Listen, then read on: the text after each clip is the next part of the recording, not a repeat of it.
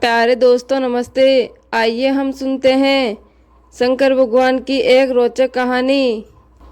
कहानी का नाम है भगवान शंकर बने नौकर। कहानी अच्छी लगे तो कहानी को लाइक शेयर कमेंट और अपने यूट्यूब चैनल को सब्सक्राइब करें। आइए कहानी की शुरुआत करते हैं। शिवपुरी गांव में ब्रजपाल नाम का एक ब्राह्मण रहता था, जो कि बहुत ही आलसी स्वभाव का था। घर में उसकी पत्नी राधा और उसकी बेटी सुहानी उसके साथ रहती थी। ब्रजपाल सारा दिन खाट पर ही पड़ा रहता था। ब्रजपाल पूरे दिन में सिर्फ एक ही काम करता था, वो था भगवान शंकर की पूजा पाठ करना। वो हर रोज सुबह शाम भगवान शंकर की पूजा करता, उनके नाम की माला जपता, फिर सो जाता। अपने आलस के कारण सारा दिन सोने रहने की वजह से अक्सर ब्रजपाल और उसकी पत्नी में खटपट होती रहती थी। उसकी पत्नी राधा बोलती है, अजी अब तो उठ भी जाओ जी, कितना सोओगे, और खाना खाकर खेत पर चले जाओ, फसल काटने का समय हो गया है। और वापस आते समय ये नदी के किनारे लगे सरसों का साग तोड़कर ले आना, घर में बनाने के लिए कोई सब्जी नहीं है। और हाँ, सरसों की साग भूलना मत, नहीं तो आज मैं खाना नहीं बनाऊंगी। अपनी बीवी की बातों को नज़रअंदाज करके ब्रजपाल फिर से चादर ओढ़कर सो जाता है। राधा गुस्से में लाल पीली हो जाती है और उधर कैलाश पर्वत पर बैठी माता पार्वती भोलेनाथ जी से कहती हैं, हे नाथ, ये आपका कैसा भगत है जो आपकी भक्ति के अलावा और कोई काम नहीं करता, बस अपने आलसी शरीर के कारण खाट पर ही पड़ा रहता है, कोई कर्म नहीं करता। आपको तो ऐसे भगत का मार्गदर्शन करना चाहिए। माता पार्वती की बात सुनकर भोलेनाथ जी बोले, देवी, इसमें इसकी कोई गलती नहीं है, ये सारा किया इसके पिछले जन्म का है। तब ये एक आलसी गधा हुआ करता था, जो सारा दिन मेरे मंदिर के बाहर लेटा रहता था। मंदिर में जब भी मेरा नाम का उच्चारण भक्त गण करते तो उसकी आवाज़ इसके कानों में गूंजती और उसे नींद में भी मेरा ही नाम सुनाई देता। फिर एक रोज श्रावण मास में यह चल बसा और फिर अगले जन्म में इसने मनुष्य रूप में जन्म लिया, लेकिन इसके पिछले जन्म के आलसी स्वभाव ने इसका पीछा नहीं छोड़ा। जब सही समय आएगा तब मैं इसे ज्ञान दूंगा। और इधर राधा गुस्से में बोलती है, हे भगवान, मैं क्या करूं इस आदमी का, ये फिर लेट गए, मैं कब से कह रही हूँ उठ जाओ उठ जाओ, खेतों में फसल बड़ी हो गई है, अगर समय रहते उन फसलों को नहीं काटा, उन्हें जानवर चर जाएंगे या फिर कोई चुरा लेगा। सुन रहे हो ना मैं क्या कह रही हूँ? हे शिव जी, ना जाने इनका आलस कब खत्म होगा। इनके आलस से तो मैं अब तंग आ चुकी हूँ। राधा लगातार बड़बड़ाए जा रही थी, लेकिन आलसी ब्राह्मण के तो कोई भी असर नहीं पड़ रहा था। बस वो तो चुपचाप अपने खाट पर लेटा हुआ था। ब्रजपाल को ना उठता देखकर राधा गुस्से में आ जाती है और बाहर आंगन में रखी पानी की बाल्टी लाकर ब्रजपाल के ऊपर गिरा देती है। ब्रजपाल पूरा भीग जाता है और वो गुस्से में उठकर उससे लड़ने लगता है। काफी देर तक दोनों में खूब कहासुनी होती है और फिर ब्रजपाल गुस्से में घर से निकलकर भोलेनाथ के मंदिर में चला जाता है और वहां पहुंचकर शंकर जी से कहता है, हे शंकर भगवान, अपनी पत्नी की रोज रोज चीख से मैं तंग आ चुका हूँ। अगर मेरी भक्ति ने आपको प्रसन्न किया है तो मुझे आप दर्शन दीजिए प्रभु। इतना कहते ही ब्रजपाल जोर जोर से रोने लगता है। शिव जी अपने प्रति उसकी प्यार और श्रद्धा देखकर शंकर भगवान उसको दर्शन देते हैं और उससे कहते हैं, ब्रजपाल तुम्हारी भक्ति ने मुझे प्रसन्न किया है। तुम सचमुच मेरे परम भगत हो।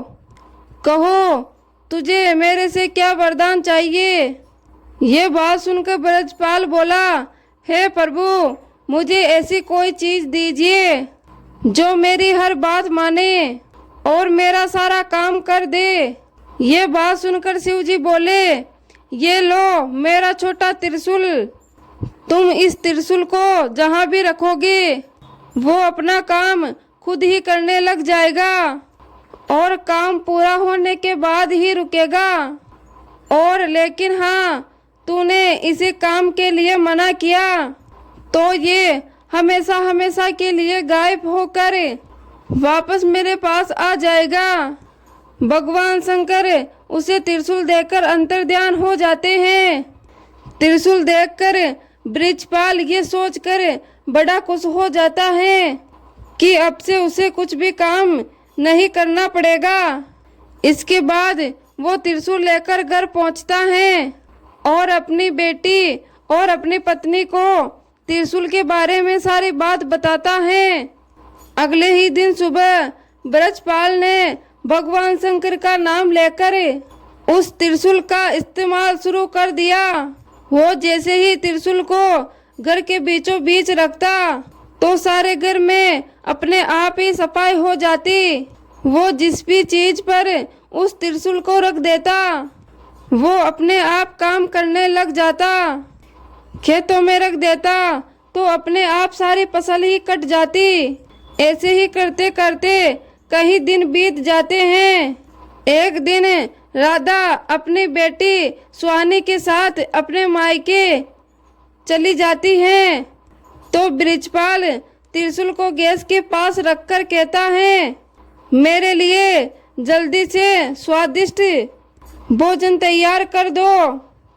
चूल्हे पर अपने आप ही कढ़ाई चढ़ जाती और अपने आप ही तेल मसाले डलने लग जाते।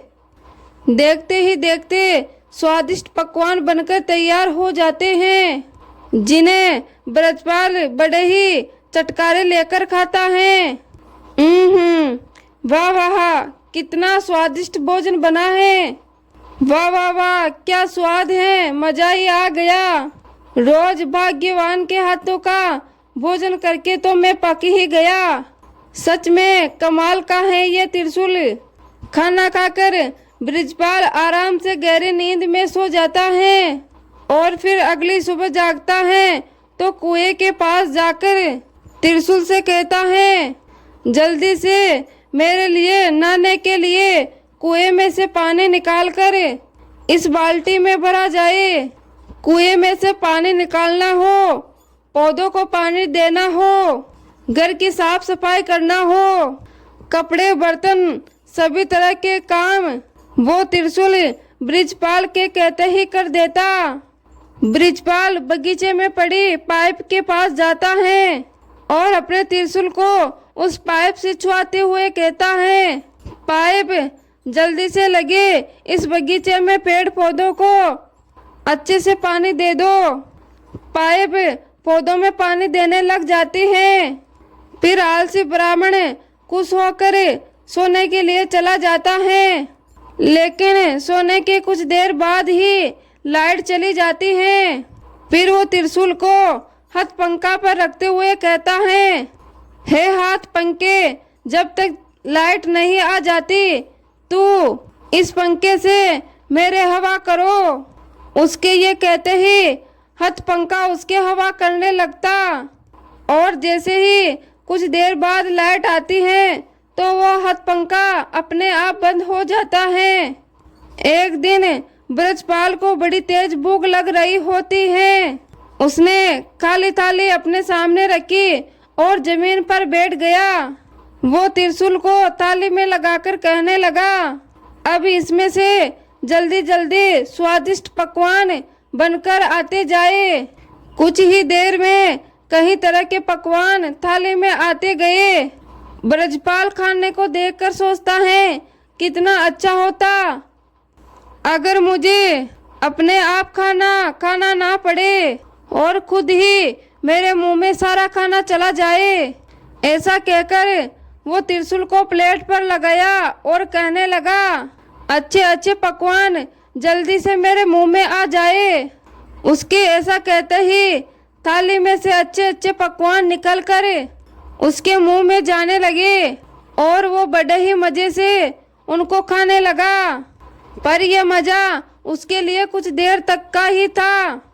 कुछ ही देर में उसका पेट भर गया और वो खा नहीं पा रहा था और इधर पकवान उसके मुंह में लगातार जाते ही जा रहे थे।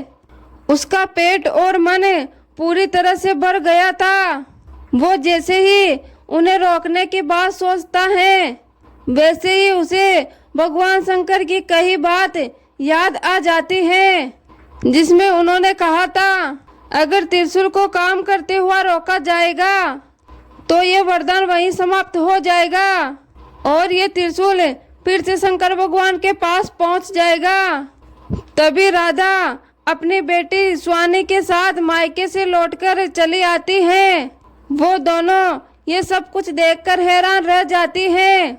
राधा बोलती है, सुनिए जी, देखो आपका पेट कितना फूलता जा रहा है, जल्दी से इस त्रिशूल को रुकने के लिए कहिए। और इधर ब्रजपाल शंकर भगवान के दिए वरदान को खोना नहीं चाहता था, लेकिन फिर भी वो थकार कर कह ही देता है, रुक जाओ। उसके इतना कहते ही खाना रुक जाता है, लेकिन साथ ही वहां से वो त्रिशूल भी गायब हो जाता है। त्रिशूल को गवाकर ब्रजपाल बड़ा ही दुखी हुआ, लेकिन वो अब कुछ भी नहीं कर सकता था। शंकर भगवान के दिए वरदान को अब वो खो चुका था। अब तक ब्रजपाल ने जितने भी काम त्रिशूल को दिए थे, ये उसे कब रोकने हैं त्रिशूल को साथ में ही बता दिया था, लेकिन खाना खाते कब रुकना है ये कहना वो भूल गया था, जिस कारण खाना बिना रुके उसके मुंह में ही आता जा रहा था। सारी बात समझने के बाद ब्रजपाल कहने लगा, हे महादेव, मैं समझ गया, ये वरदान आप मुझे सबक सिखाने के लिए दिया था। सचमुच में मैं कितना मूर्ख था, जो हर छोटे छोटे काम के लिए भी आलस दिखाता था। और अब मुझे सीख मिल चुकी है कि छोटे छोटे काम के लिए किसी दूसरे पर निर्भर रहने से कितनी बड़ी मुसीबत आ जाती है। उस दिन के बाद से ब्रजपाल ने हमेशा हमेशा के लिए अपने जीवन से आलस त्याग दिया और हर रोज काम करने लगा। अपने सारे काम खुद करने लगा और दिन में 2 बार शिव जी की भी पूजा पाठ करने लगा। तो प्यारे दोस्तों, ये थी भोलेनाथ जी की श्रावण मास में अनोखी कहानी। उम्मीद करती हूँ आपको ये कहानी पसंद आई होगी। पसंद आई हो तो कमेंट बॉक्स में हर हर महादेव जरूर लिखे। धन्यवाद।